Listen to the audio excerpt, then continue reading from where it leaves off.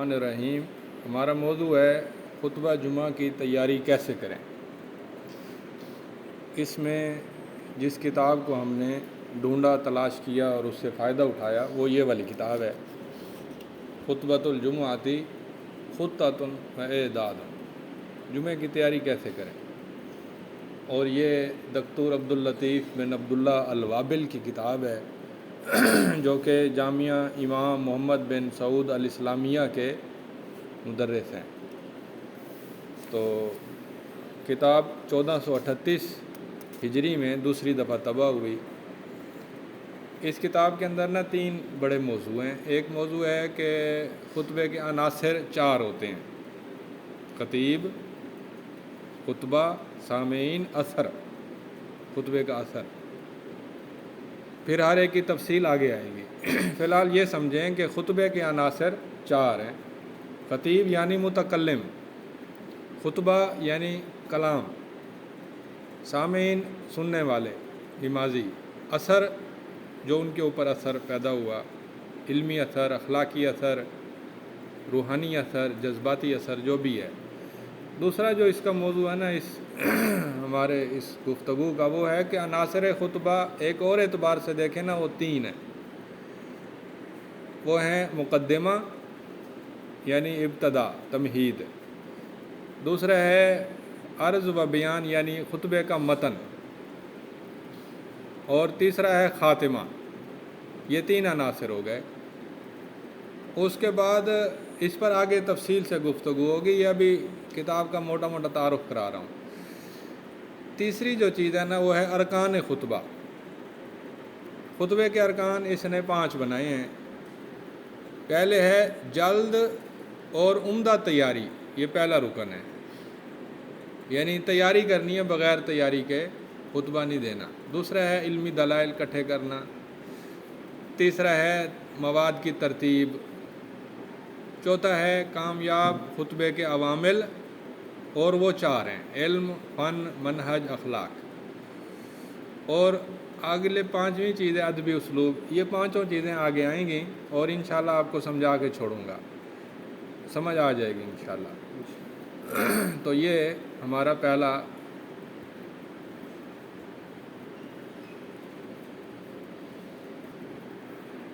تو عناصر الخطبہ 4 ہیں۔ نمبر 1 خطیب، نمبر 2 خطبہ، نمبر 3 سامعین، اور نمبر 4 اثر۔ ٹھیک ہے، یہ خطبے کے عناصر ہیں۔ اب اس میں پہلا جو عنصر ہے وہ ہے خطیب۔ خطیب جو ہے جمعے کے لیے جب تیاری کرے تو کچھ اوصاف اس کے مستقل ہوں گے اور کچھ اوصاف اس کے جمعے کے دوران ہوں گے۔ دونوں کی تیاری الگ الگ ہے۔ جو اس کے مستقل اوصاف ہیں، جس کی تیاری اسے ہمیشہ کرنی ہوگی، جمعہ ہو یا نہ ہو، وہ اس کو کہتے ہیں مقومات اصلیہ، یعنی اصلی اوصاف۔ جو خطیب کے جو اصلی اوصاف ہیں وہ اور ہیں۔ جمعے کے دوران جو اس کے اوصاف ظاہر ہوتے ہیں وہ وقتی عارضی ہوتے ہیں۔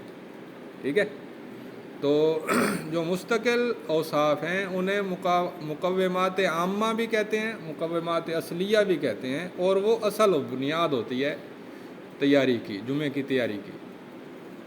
ٹھیک ہے، ایسا نہیں ہوتا کہ آپ کوئی جمعہ بہت زیادہ اچھی تیاری کر کے پڑھا دیں اور کوئی جمعہ آپ ہلکی پھلکی تیاری کر کے پڑھا دیں، ایسا نہیں ہوتا۔ ایک مستقل پیچھے پورا زندگی کا جو علم ہوتا ہے وہ بھی اثر انداز ہوتا ہے۔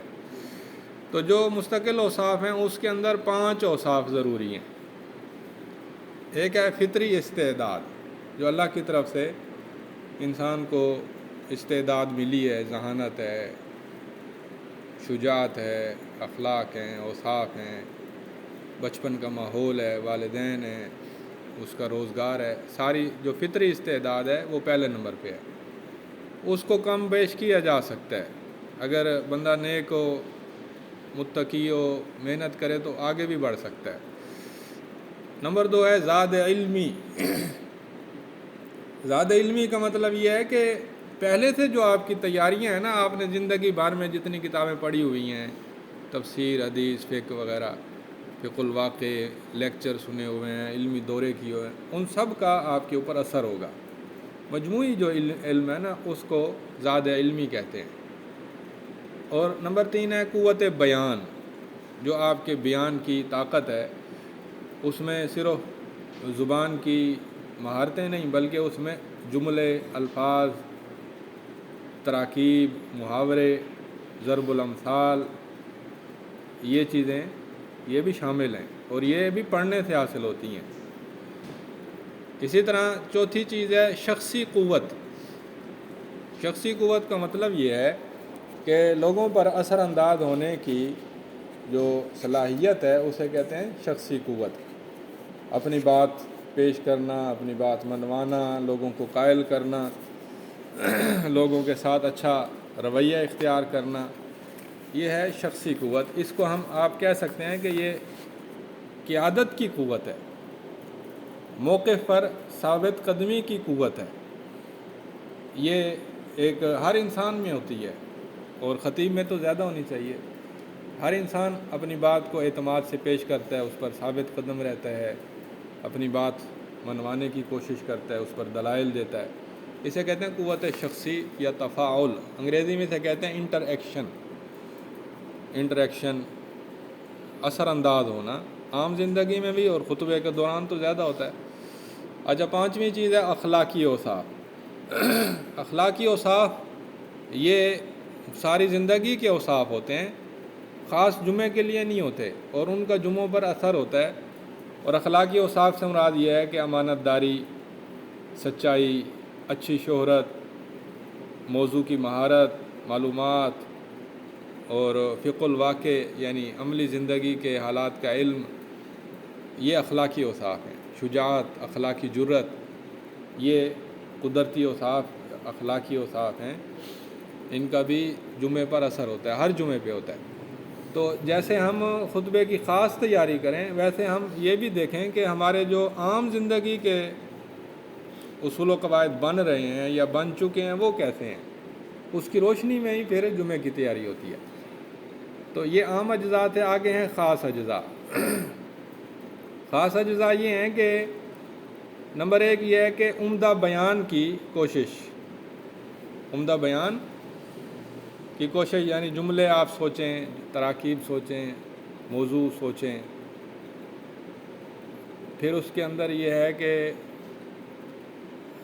حماسہ اور جذبے کا اظہار ضروری ہے خطبے کے دوران۔ جیسے بیان ضروری ہے ویسے جذبے کا اظہار بھی ضروری ہے، یعنی جہاں پر جوش دکھانا چاہیے وہاں جوش دکھائے، جہاں پر ذرا نرم گفتگو کرنی چاہیے نرم کرے، جہاں پر سخت گفتگو کرنی ہے سخت کرے، تسلسل ہو، ٹھہراؤ ہو، یہ ساری چیزیں۔ آگے ہے علمی اعتماد۔ خطبے کے دوران علمی اعتماد ہو کہ میں جو کچھ بیان کر رہا ہوں مجھے اس پر 100% ایمان ہے، یقین ہے، میں اس پر کھڑا ہوں ڈٹ کے۔ سامعین سے گہرا تفاعل ہو، نظریں ان سے نظریں ملائے۔ یہ جمعے کے دوران کے اجزاء ہیں، نظروں سے نظریں ملائے۔ بعض لوگ سیدھا دیکھتے ہیں، دائیں بائیں نہیں دیکھتے، ہر طرف دیکھیں، لوگوں کے ساتھ اعتماد کے ساتھ بات چیت کریں۔ اور 5واں ہے حسن مظہر، یعنی آپ کی جو ظاہری شخصیت ہے، لباس اور آپ کا حلیہ، آپ کا جو وضاقت ہے وہ بہترین ہو، اچھی ہو۔ تو یہ تھا خطیب کے مستقل اوصاف اور دوران خطبہ اوصاف۔ آگے ہے خطبہ۔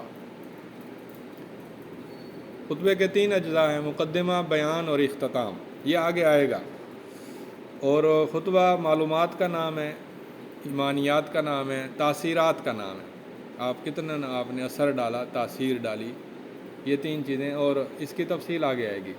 چوتھی چیز ہے سامعین۔ تیسری چیز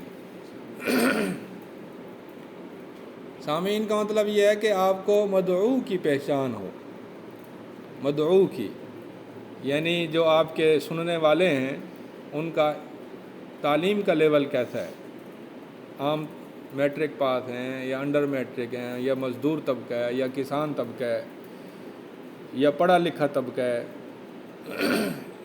ان کے علمی احوال کیسے ہیں۔ آپ یہ دیکھیں کہ زمان کے احوال کیسے ہیں، गर्मियों का मौसम है, सर्दियों का मौसम है, खेत पक चुके हैं, गंदम की कटाई हो रही है, बहार है, कोई वबा तो नहीं फैली हुई, कोई जंग का माहौल तो नहीं। ये ज़मान के अहवाल हैं। 12 रबीउल अव्वल है या मुहर्रम है या ईदैन है या रमज़ान है, ये ज़मान के अहवाल हैं। मकान के अहवाल ये होते हैं कि जगह कौन सी है, शहर है, देहात है। शहर है तो शहर की कॉलोनियों का भी बड़ा असर होता है। मुख्तलिफ़ कॉलोनियों में मुख्तलिफ़ किस्म के लोग बसते हैं। अंदरून शहर के लोग और तरह के हैं, बैरून शहर के लोग और तरह के हैं। तो मकान के भी अहवाल हैं। और सुबहों का भी फ़र्क होता है। सुबह बाद सुबह हैं, उसके अंदर अक्सरियत नेक लोगों की होती है, यानी पूरे नेक तो नहीं होते लेकिन ज़्यादातर सुलझे हुए होते हैं। आप देखें सुबह बलूचिस्तान और तर्ज के नेक होंगे, सुबह पंजाब के नेक लोग और तर्ज के होंगे। और शहरों का फ़र्क है, लाहौर के और तरह के होंगे, मुल्तान के और तरह के होंगे। तो ये मकान के अहवाल हैं। नफ्सियाती और जज्बाती अहवाल भी होते हैं। बाज़ औक़ात गम का माहौल होता है, कोई जनाजा, बाज़ औक़ात खुशी का माहौल होता है कि कोई निकाह की तकरीब होती है। ईमानी और अखलाकी अहवाल भी होते हैं। बाद लोग ज़्यादा बिगड़े हुए होते हैं, बाद मस्जिदों का माहौल बहुत ज़्यादा नेकी वाला होता है। इसी तरह अक़ली और असरी अहवाल भी होते हैं। बाद अक्लमंदी में बहुत अच्छे होते हैं, न्यूज़ बहुत ज़्यादा सुनते हैं, चैनलों से उन्हें बड़ी वाक़फ़ियत होती है, हालात हाज़रा का इल्म होता है, तहरीकी लोग होते हैं। तो ये सामीन की अक़साम है। तो खुतबे के अनासर की तैयारी में ये है कि आपको सामीन के अहवाल का इल्म हो, मदऊवीन की पहचान हो। और चौथी चीज़ आखिरी है असर। असर कहते हैं कि जुमे से असर क्या पैदा हुआ। एक तो फौरी असर है और एक है देर पा असर। फौरी असर ये है कि आपने महसूस किया कि लोग बड़ी तवज्जो से सुन रहे हैं। जुमे के दौरान पता चल जाता है कि बड़ी तवज्जो से सुन रहे हैं, और अगर तवज्जो से ना सुन रहे हो फिर भी पता चल जाता है। तो आप फौरी असर भी देखें और देर पा असर भी देखें। देर पा असर ये होता है कि आपने जुमा पढ़ाया, मेहनत से, लगन से, मोहब्बत से तैयारी करके, तो अगले जुमे में कुछ लोग ज़्यादा आ गए। अगर तादाद बढ़ रही है तो ये देर पा असर है। और अगर आप देखते हैं कि मस्जिद से लगाव बढ़ रहा है पुराने नमाजियों का, तो भी देर पा असर। मस्जिद की इंतज़ामिया मुतमईन है और मस्जिद में नए शोबे कायम करना चाहती है, तो ये भी देर पा असर है। ये मुख्तलिफ हैं। मकबूलियत बाज़ औक़ात मकबूलियत होती है, बाज़ औक़ात नहीं होती, उसके कई अवामिल होते हैं। इसलिए मकबूलियत और हुजूम पर नहीं जाना चाहिए। मकबूलियत हो जाए बड़ी अच्छी बात है, कोई इसका इनकार नहीं है, लेकिन सारा इन्हिसार मकबूलियत पे रखना कि रश ज़्यादा हो, हुजूम ज़्यादा हो, तो ये कोई माकूल पैमाना नहीं है। तो असर में 3 असर होते हैं। एक ईमानी और अखलाकी असर होता है कि लोग नेक बन रहे हों। दूसरा असर होता है इल्मी असर, कि फ़िक्री पुख्तगी पैदा हो रही हो नमाजियों के अंदर, सामीन के अंदर। तीसरा असर होता है जज्बाती असर, कि वक्ती तौर पर वो उनके अंदर जज्बे पैदा हो गए और नारा तकबीर भी हो गया, लेकिन अमली ज़िंदगी पे असर ना हुआ। ये दुरुस्त नहीं है। जज्बाती असर के साथ अमली ज़िंदगी पर भी असर हो तो ये मुस्तकिल असर है। तो असरात का अंदाज़ा वहाँ पर बैठने से, लोगों के साथ मेल जोल से, फ़ीडबैक से, लोगों से के तासुरात से पता चल जाता है कि जुमे का असर हो रहा है, नहीं हो रहा। बहरहाल असर जो है, असर को देखना, मापना, चेक करना, अंदाज़ा लगाना, ये खुतबे के अनासर में से एक मुस्तकिल उन्सुर है और इसको देखना चाहिए। खुतबे के अनासर नंबर 2, मुक़द्दिमा, अर्ज़ व बयान यानी मतन, और तीसरा है इख्तिताम। मुक़द्दिमा कहते हैं तमहीद आप कैसी बांधते हैं। तमहीद पर खुतबे का बड़ा असर होता है। तो तमहीद बड़ी आसान हो, बड़ी वाज़ेह हो, बड़ी दिलचस्प हो, बड़ी ताकतवर हो, और लोगों को महसूस हो कि वाकई जुमा कोई शानदार जुमा है और उससे दिलचस्पी पैदा हो जाए। تو جو مقدمہ ہوتا ہے یعنی ابتدا، اس میں یا تو آیت پڑھتے ہیں اور آیت کی تشریح بڑی شاندار ابتدائی جملے سوچ سمجھ کے بڑی گہری تیاری کے ساتھ جس کا پورے جمعے سے تعلق ہو، یا حدیث شریف پڑھتے ہیں، یا حکمت اور نقطے کی کوئی بات ہوتی ہے، یا کوئی تازہ واقعہ ہوتا ہے اس کی طرف اشارہ دے کر بات کو شروع کیا جاتا ہے، یا کوئی مختصر قصہ سناتے ہیں جو بڑا گہرا قصہ ہوتا ہے اور اس کے اوپر پورے جمعے کی دار و مدار ہوتا ہے، یا پھر کوئی گہرا سوال اٹھاتے ہیں اور اس سوال کو نکھارتے ہیں، واضح کرتے ہیں، بار بار انہیں متوجہ کرتے ہیں۔ جب پورے متوجہ ہو جاتے ہیں تو پھر اس کے اوپر جمعے کی بنیاد رکھتے ہیں۔ تو یہ مقدمہ ہوتا ہے، جتنا اچھا مقدمہ ہوگا اتنا آگے اچھا جمعہ ہوگا۔ تو اس کے بعد ہوتا ہے جمعے کا عرض و بیان، یعنی جمعے کا اصل جو متن ہے نا، جو جس کے اندر معلومات، دلائل، شواہد اور مختلف تعلیلات، اپنے مقدمات کے اوپر استدلالات، یہ ساری چیزیں آگے متن میں آتی ہیں۔ تو متن کے اندر سب سے پہلی چیز ہے موضوع کا انتخاب۔ موضوع کا انتخاب جمہور کے مزاج کے مطابق ہو، یعنی عام جو لوگ ہیں وہ کیسے ہیں، زیادہ تر لوگ، جمہور زیادہ تر مسجد کے لوگ کیسے ہیں، اور زمان اور مکان کے مطابق ہو، یعنی وقت کون سا چل رہا ہے، مہینہ کون سا چل رہا ہے، اور آبادی کیسی ہے، جگہ کون سی ہے۔ اس کے بعد دیکھیں کہ آپ موضوع میں ایمانیات کا موضوع چھیڑیں گے، یا اخلاقیات کا موضوع چھیڑیں گے، یا جدید دور کے مسائل کو منتخب کریں گے۔ یہ 3 بڑے موضوع ہوتے ہیں۔ اس کے بعد یا قرآن کے اندر سے زیادہ مواد پیش کریں گے، یا حدیث کے اندر سے زیادہ مواد پیش کریں گے، یا سیرت کے اندر سے، یہ بھی، یا تینوں کو ملا کر پیش کریں گے۔ یہ ایک طریقہ ہے۔ اس کے بعد ہے متن کی تیاری۔ اس میں پہلے نمبر پر ہے کہ معلومات صحیح آپ اکٹھی کریں، حدیث شریف صحیح ہو، قرآن کی تشریح صحیح ہو، سلف صالحین کے مطابق ہو، واقعات صحیح ہوں، نتائج درست ہوں، اسباب علل بیان کریں، شواہد بیان کریں، تو یہ جذبات معتدل ہوں، نہ افراط ہو نہ تفریط ہو، آسان، واضح، منظم اور ہمہ گیر خطبہ ہونا چاہیے۔ یہ خطبے کے اوصاف ہیں۔ یہ متن کے احوال تھے۔ اس کے بعد آخر میں آتا ہے اختتام۔ اختتام کے اندر نا جمعے کا خلاصہ بہت ضروری ہے۔ بہت سارے خطیب ہوتے ہیں وہ جمعے کا خلاصہ نہیں بیان کرتے، جمعہ ختم کیا اور دوسرا عربی خطبہ پڑھا اور جمعہ ختم۔ ایسا نہیں کرنا چاہیے۔ دوسرا عربی خطبے کے بعد 5 منٹ لگانے چاہیے، کیونکہ کئی لوگ آخر میں آتے ہیں اور وہ 5 منٹ ایسے ہوں کہ پورے جمعے پر حاوی ہو جائیں۔ اس کے اندر خطبے کا خلاصہ ہو، بات کیا چھڑی، دلیل، سب سے مضبوط دلیل دیں اور سب سے اہم نقطہ بیان کریں، اور جنہوں نے شروع سے خطبہ سنا ہے انہیں بھی ازبر ہو جائے، جو نئے آئے ہیں آخر میں آئے ہیں ان کو بھی اس 5 منٹ کے اندر پوری بات سمجھ آ جائے۔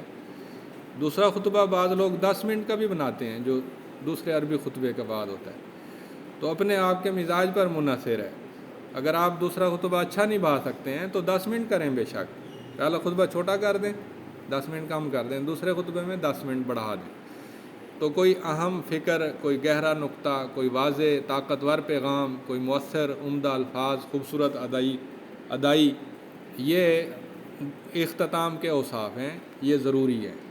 میں نے ایسے خطیب دیکھے ہیں جن کا اختتام بڑا شاندار ہوتا ہے کہ وہ دوسرے عربی خطبے کے بعد بڑا اچھا خلاصہ نکالتے ہیں اور دل خوش ہو جاتا ہے۔ تو یہ ہمارا تیسرا صفحہ تھا۔ ارکان خطبہ 3، اس میں 6 نقطے بیان ہوئے۔ علمی تیاری، اور دوسرا ہے تحریری کام، پیپر ورک، اور تیسرا ہے منہج سے واقفیت، اور چوتھا ہے فنی اسلوب، چوتھا ہے اخلاقی جرات، پانچواں ہے ادبی اسلوب، اور چھٹا ہے فنی اسلوب۔ اب ہم ان کی تشریح کرتے ہیں۔ علمی اسلوب یہ ہے کہ آپ وقت علمی تیاری یہ ہے کہ وقت سے پہلے تیاری کریں۔ جو اچھے خطیب ہیں، سنجیدہ خطیب ہیں، وہ سارا ہفتہ تیاری کرتے ہیں، اور جو غیر سنجیدہ خطیب ہیں وہ جمعرات تیاری کر لیتے ہیں۔ بعض ہوتے ہیں وہ منگل بدھ کو عنوان سوچ لیتے ہیں، جمعرات کو تیاری کر لیتے ہیں، جمعے کو پڑھا دیتے ہیں۔ صحیح جو خطیب ہے سنجیدہ، اور اس نے اہم اور مشکل اور قیمتی عنوان چنا ہوا ہے، وہ سارا ہفتہ تیاری کرتا ہے، چاہے 1 گھنٹہ 2 گھنٹے کیوں نہ ہو۔ تو وقت سے پہلے تیاری کریں اور موضوع پر غور و فکر کریں۔ صرف کتابوں سے تیاری نہیں ہوتی، غور و فکر کرنے سے بھی کافی گہری تیاری ہوتی ہے۔ اور یہ بھی چنیں کہ اسلوب کون سا رکھنا ہے۔ اسلوب کی اقسام ہوتی ہیں، بعض اوقات اسلوب میں قصہ بھی زیادہ بیان کیا جاتا ہے، بعض اوقات دلائل زیادہ بیان کیے جاتے ہیں، بعض اوقات ترغیب ترہیب زیادہ ہوتی ہے، بعض اوقات معلومات زیادہ ہوتی ہے۔ تو یہ اسلوب کا چناؤ بھی پہلے سے ہی کرنا پڑتا ہے۔ اس کے بعد ہے تحریری کام۔ تحریری کام کا مطلب یہ ہے کہ موضوع پر علمی دلائل اکٹھے کریں، شرعی واقعاتی دلائل کا خاکہ بنائیں، مقدمہ، متن اور خاتمہ تحریر کریں، یعنی مختصراً خلاصہ، ترتیب لگائیں مواد کی، نقاط کی تحدید کریں، ربط اور تسلسل قائم کریں، سب سے اہم بات کون سی ہے، اس کے دلائل کیا ہیں، سب سے گہرا نقطہ کون سا ہے، اس کو پھیلانا کیسے ہے، خلاصہ کیسے نکالنا ہے، اسلوب کا چناؤ کیا ہے۔ اسلوب کا مطلب یہ ہے کہ کس سے زیادہ بیان کرنے ہیں، یا دلائل زیادہ بیان کرنے ہیں، یا جذبات زیادہ ابھارنے ہیں، یا معلومات زیادہ دینی ہے، یہ اسلوب ہے۔ منہج سے واقفیت، یہ جو منہج سے واقفیت ہے نا، یہ دکتور عبداللطیف وابل نے بیان نہیں کیا، یہ نقطہ میں نے اضافہ کیا ہے۔ منہج سے واقفیت بھی ضروری ہے۔ منہج کا مطلب یہ ہوتا ہے کہ آپ قرآن حدیث پر زیادہ ارتکاز کریں گے، نہ کہ ضعیف قصے اور کہانیوں پہ، یا اخبار پہ، یا ادھر ادھر کی باتیں نہیں کرنی، اصل موضوع پر رہنا ہے۔ یہ منہج ہے نمبر 1۔ نمبر 2 یہ ہے کہ عقیدہ اور تربیت کرنی ہے، عقیدہ اور اخلاق پر تربیت کرنی ہے، نہ کہ حزبیت اور تعصب اور گروہ بندی، فرقہ واریت، یہ چیزیں پیدا نہیں کرنی، اصلاح کرنی ہے۔ نمبر 3 یہ ہے کہ تشدد اور تساہل سے گریز کرنا ہے، نہ تو لوگوں کو متشدد بنانا ہے اور نہ لوگوں کو غافل بنانا ہے کہ جیسے وہ زندگی گزار رہے ہیں اچھی گزار رہے ہیں، ایسے، بلکہ حق کو بیان کرنا ہے اور حق پر ابھارنا ہے، حق کی تلقین کرنی ہے۔ اور حق یہ ہوتا ہے کہ نہ تشدد ہو، نہ تساہل ہو، نہ حد سے زیادہ نرمی ہو، نہ حد سے زیادہ سختی ہو۔ نمبر 4 ہے کہ شریعت، عقل اور جذبات کا توازن ہو۔ شریعت یعنی قرآن حدیث بیان کریں، اس کے اندر جذبات بھی ہوں اور اس کے اندر معقولات بھی ہوں، عقل سلیم کو بھی ابھارا جائے۔ ان تینوں میں سے اگر صرف ایک پر انحصار کریں گے نا تو وہ جمعہ صحیح نہیں ہوگا۔ اگر صرف قرآن حدیث ہو، کوئی جذبہ نہ ہو، کوئی عقل والی بات نہ ہو، کوئی تشریح نہ ہو، تو وہ ٹھیک نہیں ہے۔ اگر صرف معقول باتیں ہوں، یعنی عقل والی باتیں ہوں، قرآن حدیث نہ ہو، یہ بھی ٹھیک نہیں ہے۔ اگر صرف جذبات ہوں تو یہ بھی ٹھیک نہیں ہے۔ تو خطبے میں توازن ہو، ہماگیری ہو، ربط ہو، یہ منہج ہے جو سمجھنا ضروری ہے کہ آپ اس پیمانے پر دیکھیں کہ آپ کے جمعے کی تیاری صحیح ہوئی ہے نہیں ہوئی۔ اس کے بعد ہے فنی اسلوب۔ فنی اسلوب یہ ہوتا ہے کہ آپ نے اپنا لب و لہجہ کون سا رکھنا ہے۔ فن خطابت کے اندر 4 بڑے لہجے ہوتے ہیں۔ ایک علمی اسلوب کا لہجہ ہوتا ہے۔ علمی اسلوب یہ ہوتا ہے کہ جو کچھ بیان کیا جاتا ہے اس کے اوپر نا اس میں لیکچر کا عنصر غالب ہوتا ہے، جیسے کوئی معلومات دیتا ہے اور لیکچر سبق پڑھاتا ہے، تو اس انداز سے وہ درس جمعہ دیتا ہے۔ تو اس کے اندر اب علمی غذا شاندار ہوتی ہے، رہنمائی شاندار ہوتی ہے، تعلیلات یعنی اسباب اور علل کا بیان بڑا شاندار ہوتا ہے۔ تو یہ علمی اسلوب ہوتا ہے۔ علمی اسلوب کے مقابلے میں دوسرا اسلوب ہے جوشیلا اسلوب۔ جوشیلا کہ جمعے کا اکثر حصہ جوش جذبے میں گزرتا ہے اور اس میں دلوں کے اندر تحریک پیدا کی جاتی ہے، جذبات کو ابھارا جاتا ہے۔ تیسرا اسلوب ہے خوش الہان اسلوب. اس سے ترنم کے ساتھ آیتیں حدیثیں پڑھتے ہیں، تشریح بھی ترنم کے ساتھ، اور اس طرح سے نا یہ ایک طریقہ ہے. اس سے رقت قلب پیدا ہو سکتا ہے، ہوتا بھی ہے. اور چوتھا ہے اصلاحی اسلوب. اس میں جذبات ابھارے جاتے ہیں، درمیانے انداز میں اصلاح زیادہ پیش کی جاتی ہے اور قوت عمل اور قوت اخلاق کو ابھارا جاتا ہے. تو یہ 4 قسم کے فنی اسالیب ہیں. ٹھیک ہے. تو بعض اوقات ان چاروں کا مجموعہ بھی ہوتا ہے بعض خطیب کہ وہ کسی جمعے کے کسی حصے میں وہ معلومات زیادہ دیتے ہیں، جوش نہیں دکھاتے، کسی حصے میں جوش دکھاتے ہیں، کسی حصے میں اصلاحی پہلو زیادہ بیان کرتے ہیں، اور کسی حصے میں جو ہے وہ خوش الہان بھی بن جاتے ہیں بعض اوقات. تو یہ مختلف فنی اسلوب ہیں. جس اسلوب کی مہارت ہو اس اسلوب کو اختیار کیا جا سکتا ہے، اس میں کوئی حرج نہیں ہے. اس کے بعد ہے ادبی اسلوب. ادبی اسلوب کا مطلب یہ ہے کہ آپ کے الفاظ اور آپ کی عبارات، آپ کے محاورات موزوں ہوں، ادب کے اعتبار سے آپ کے جملے مناسب ہوں. اور ادبی اسلوب کا دوسرا مطلب یہ ہے کہ آپ قصص بھی بیان کریں، سوال و جواب بھی اختیار کریں، ترغیب اور ترہیب بھی پیش کریں، جذبات کو بھی ابھاریں. تیسرا یہ ہے کہ علم معانی کے اعتبار سے ادبی اسلوب یہ ہے کہ امر اور نہی کے اسالیب ہوتے ہیں، استفہام کے اسالیب ہوتے ہیں، قصر اور حصر کے اسالیب ہوتے ہیں، ایجاز اور اطناب کے اسالیب ہوتے ہیں. یہ آپ کی معلومات میں ہوں تو اچھا ہے. اسی طرح علم معانی میں تشبیہات ہوتی ہیں، ضرب الامثال ہوتے ہیں، کنایات اور مجازات ہوتے ہیں. اسی طرح علم بدیع کے اندر سجا کلامی ہوتی ہے، اور بدائے لفظیہ ہوتے ہیں، بدائے معنویہ ہوتے ہیں. یہ علم بدیع کا استعمال ہوتا ہے. آخری چیز ہے اخلاقی جرات. اخلاقی جرات یہ ہے کہ آپ اپنے علم اور فن اور اپنے خطابت کے ساتھ مخلص ہوں، محض دنیا کا مقصد نہ ہو، آخرت اور لوگوں کی اصلاح اور دین کی خیر خواہی اور اللہ کا کلمہ بلند کرنا یہ مقصد ہو. یہ شروع میں، درمیان میں، آخر میں یہ ہر وقت مستحضر ہو. آپ جو موقف بیان کریں اس پر ثابت قدمی اختیار کریں، اس میں لچک نہ ہو. یہ نہ ہو کہ آپ بیان کریں اور جذبات میں آ کر کوئی موقف بنائیں پھر اسے ہٹ جائیں. جیسے میں نے ایک مثال دی تھی کہ ایک بندے نے جمعہ پڑھایا دوسری شادی کی فضیلت، اگلے جمعے میں اس نے پھر پہلی شادی کی فضیلت پڑھائی. تو اب اگر وہ معتدل رہتا، دوسری شادی کی فضیلت بھی اتنے اعتدال سے بیان کرتا کہ اس کی تردید کی ضرورت ہی نہ پیش آتی. بات سمجھ آ رہی ہے؟ تو اس لیے مواقف پر ثابت قدمی اختیار کرنی چاہیے، اعتدال ہو، توازن ہو، نہ افراط ہو نہ تفریط ہو.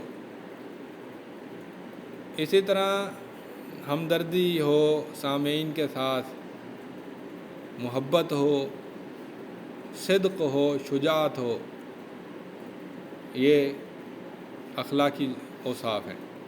اسی طرح عدل، حق گوئی ہو، خشیت اللہ کی، اللہ کا ڈر ہو، اور لوگوں کے ساتھ معاونت ہو.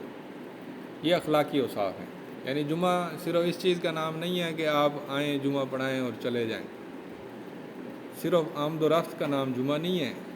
جمعہ اخلاص مانگتا ہے، محبت مانگتا ہے، شجاعت مانگتا ہے، خشیت مانگتا ہے. لوگوں کے ساتھ مل جل کر کام کو آگے بڑھائیں، خود بھی دست و بازو بنیں، لوگوں کو بھی اپنا دست و بازو بنائیں. خطابت یہ محض ایک پیشہ نہیں ہے، خطابت یہ ایک زندگی کا منہج ہے، زندگی گزارنے کا طریقہ ہے. تو ہمیشہ کے لیے خطیب بنیں، صرف جمعے کے خطیب نہ بنیں. مطلب یہ ہے کہ قائد بنیں، رہنما بنیں لوگوں کے، اور لوگوں کے مصلح بنیں. یہ ہمارا آخری پہلو تھا.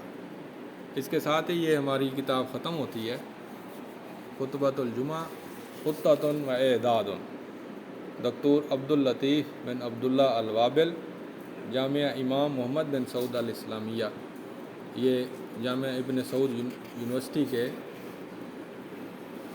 تدریس کے اندر شامل ہیں۔ تو انہوں نے جن کتابوں سے استفادہ کیا ہے یہ انہوں نے خود بھی بیان کیا ہے کہ میں نے فلاں فلاں کتاب دیکھی ہوئی ہے۔ تو ظاہر ہے کہ انہوں نے فائدہ اٹھایا ہے بعض کتابوں سے، وہ میں آپ کو بتا دیتا ہوں کہ انہوں نے کن کتابوں سے فائدہ اٹھایا ہے۔ ایک انہوں نے نذیر مکتبی کی کتاب خصائص الجمعہ والخطیب سے فائدہ اٹھایا ہے۔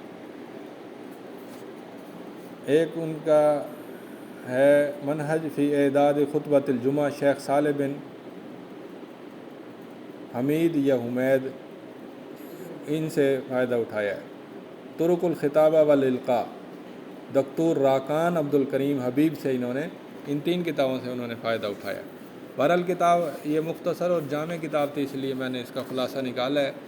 اس کے اندر جو بڑی گہری علمی جو بات ہے وہ یہ ہے کہ انہوں نے خطبے کے سب سے پہلے خطبے کے 4 عناصر بنائے: خطیب، خطبہ، سامعین، اثر۔ اس طرح کی تقسیم ہم نے کہیں اور نہیں دیکھی۔ پھر انہوں نے خطبے کے 3 اجزاء بنائے: مقدمہ، متن، اختتام۔ اور پھر انہوں نے خطیب کے مستقل اوصاف اور عارضی اوصاف بیان کیے۔ اسی طرح پھر انہوں نے ارکان خطبہ میں علمی تیاری، تحریری کام، منہج، ذات، فنی اسلوب، ادبی اسلوب، اخلاقی جرات، یہ چیزیں انہوں نے پیش کی ہیں۔ یہ سارے جو ان کے موضوعات تھے بڑے گہرے نقطے والے تھے اور اس کو بڑا فائدہ ہوا ہے۔ یہاں پر ہم اختتام کرتے ہیں۔